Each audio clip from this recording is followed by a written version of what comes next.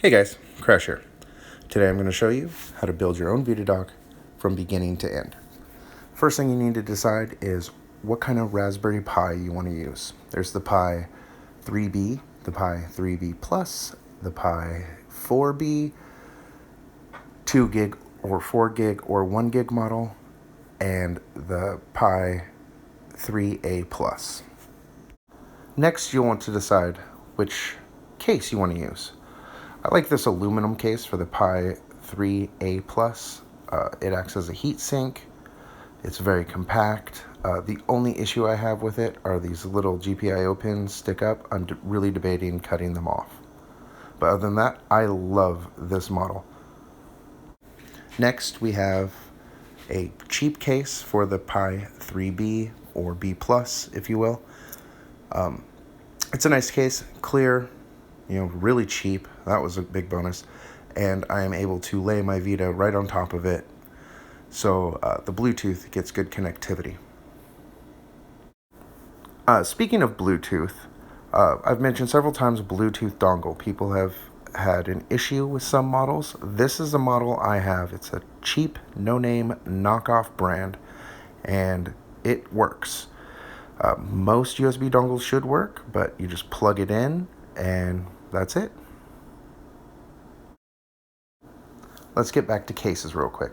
Any case will actually do, as long as you have access to the USB ports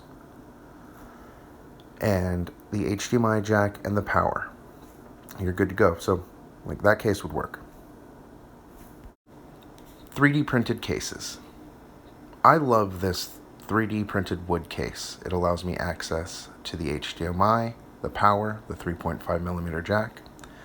Inside there is more than enough room for all my wires and cables. The Pi fits nice and snug in there. See, it'll fit right there, and you can screw it into these posts so there's no movement.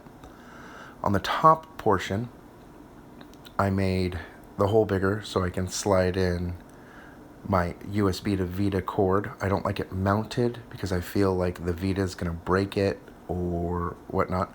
So I wanted to leave that open. The case just screws together and it is awesome. Alright, so you've decided on what Pi you want to use. You've decided on your case. What's next, you're asking? Well, you got to get a micro SD card and burn the image and put it into the Raspberry Pi. It literally is that simple. After you slide it into the SD card slot on your Raspberry Pi, you'll be ready to go. For example, that Pi 3B with the Bluetooth dongle in the clear case is ready to go. So we're going to hop on over to the PC right now, and I'm going to show you how to write the image. So here we are on your PC. First place you want to go to is the VitaDock subreddit. In the very first post here, this little sticky will have all the information that you'll need to get up and going. I will put all these links also in the comment section. This first link here will link you right to the DIY GitHub that will have written instructions on exactly what I'm going over right now. Links, everything's all set up for you. The second here is a parts list. If you want to pick them up from Amazon or see exactly what they are, and you can find them wherever you want. If you can find them cheaper, go for it. Now, you have to decide on what build you want to use. We have the VLC build, which is a final build, and then we have the MVP builds that we're going to be moving towards and our test builds. We're going to be using the VLC build. Down here, I also have documentation on everything you'll need on the build itself, passwords, what it has, what it works on, etc., etc. This GitHub also has a download link, as well as the VitaDock subreddit post has a download link. Click the link, download it, save it to a place that you're going to remember. Next thing you'll want to get, which I'll have a link down below to the two most used, is a image writing tool. You can use Rufus, you can use Etcher. I prefer Win32 Disk Imager. It's easy to use, super small. I've never had an issue with it. After you install it, you'll open it. It's very easy to use. The first thing you'll want to do is click the little blue folder icon and find your unzipped VitaDock image. Let me see where it is here. Where did I save it to? That's why I said you always remember where you saved it to. Here it is. Click it. You'll notice in the white bar on Win32 Disk Imager that it says the image. Then you want to scroll over to the drive that you're going to use. Be very careful on what drive you pick. Make sure you are picking the correct one. You can easily overwrite any HDD connected to your device. Go ahead and click write. When it's done, a window will come up that says complete. Click OK. Remove it from your PC. Now, let's move over to the VitaDock OS itself. So you've burnt your image, you've put your SD card into your Pi, and you've plugged in the HDMI and any dongles or anything, plugging in the power last. Then, depending on what size of the SD card you have, it will take a long time to do the first boot. That's because it's resizing the card.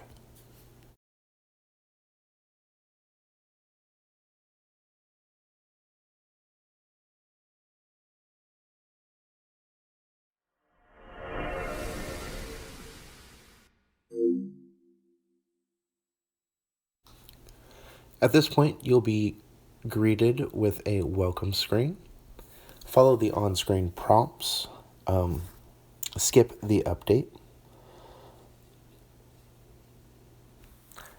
After your on-screen prompts are done, it will reboot itself one more time, and you should be good to go.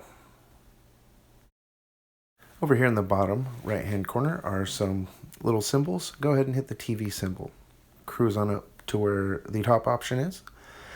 And if you've noticed, off to the left-hand side, there's a drop-down menu, which will allow you to do several things. Turn off boot text, turn on or off the boot video, enable, disable the internal and external if you're using a Bluetooth dongle, and a couple of other options. Not only is this a device to stream your Vita to your TV, it is also a full-functioning desktop. So I added FileZilla so we could transfer games by connecting a USB hub. If you need to access VNC, you have all your programs here. You have an on-screen keyboard, which is useful, especially with the Pi 3A. You can just have a mouse and you can click around and do all your stuff. You have your Raspberry Pi options, and then of course you have your reboot and reset. Now we have some other options right over here. Your Bluetooth. Sometimes if it's not flashing blue and green, you'll want to make it discoverable. That is the second option. Mine is currently discoverable, so I'm not going to click that. Next to that, we have your volume control, standard stuff. And then next to that will be your Wi-Fi symbol or your LAN symbol, depending on which model of Raspberry Pi you are using. At this point, all you need to do is plug in your Vita and you're good to go. We're going to move over to the hacked Vita so I can show you which plugins to use. Here we are on my hacked Vita. I want to show you what plugins we're going to use. So you want to go down to your auto plugin folder, wherever you have it located. Go ahead and launch it. Currently, I have to do the update, but I'm going to skip it for this video so I can show you which plugins to use. So, skip the update, plugins for Vita, install plugins, and you'll want to locate a few plugins. If you're going to use a PlayStation 3 or a PlayStation 4 controller, they're right here. I'm using a PlayStation 4. Then you want to scroll all the way down to the bottom to locate the video plugins.